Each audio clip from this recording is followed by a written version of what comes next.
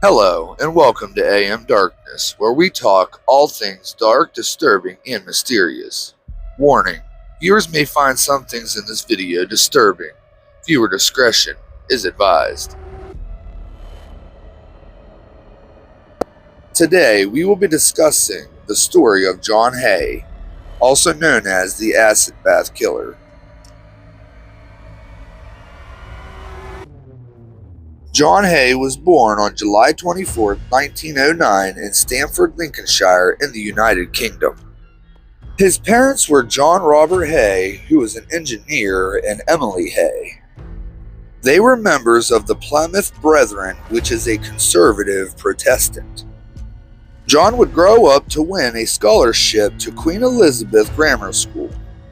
After school, he got an apprenticeship to a firm of motor engineers. He worked there for a year but left to work for a job in insurance. When he was 21 years old, he was let go when they suspected he was stealing from a cash box. After John was fired, he went on to forging car documents. On July 6, 1934, John married 23-year-old Betty Hamer, but their marriage would fall apart quickly. The same year they got married, John would be arrested and put in jail for fraud. While John was in jail, Betty would give birth to a baby girl. Betty would end up giving the baby up for adoption and left John. John would be released from jail and moved to London in 1936 and became a chauffeur to William McSwan, who was a wealthy owner of amusement arcades. John would also pretend to be a solicitor named William Cato Adamson. He sold fraudulent stock shares from the estates of his deceased clients at below market rates. His scam was uncovered when someone noticed a misspelling on his letterhead. John was arrested, charged, and received a 4-year prison sentence for fraud. After John was released from prison, he continued to fraud people and would serve more prison terms. He began to regret leaving his victims alive to accuse him of fraud. John started to become intrigued by French murderer George Alexander Sauret, who would dispose of bodies in sulfuric acid. John began to do experiments on mice and found that it only took 30 minutes to dissolve them. John was freed once again from prison in 1943 and became an accountant with an engineering firm. Soon after, John ran into his former employer, William McSwan. William then introduced John to his parents, Donald and Amy. John started doing work for Donald and Amy by collecting the rents on their London properties. John became very jealous of William's lifestyle, and on September 6, 1944, William would disappear.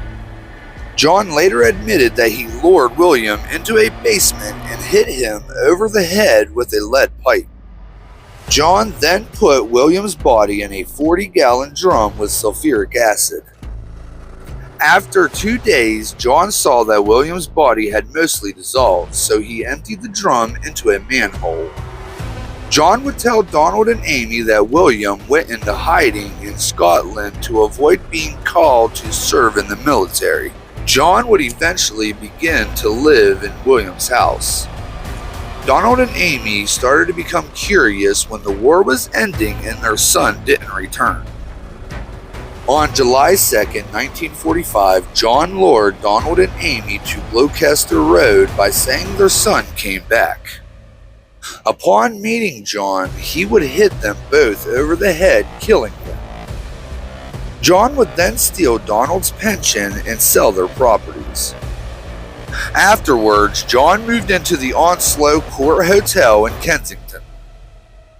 John was a gambler, and by 1947, he started to run low on money.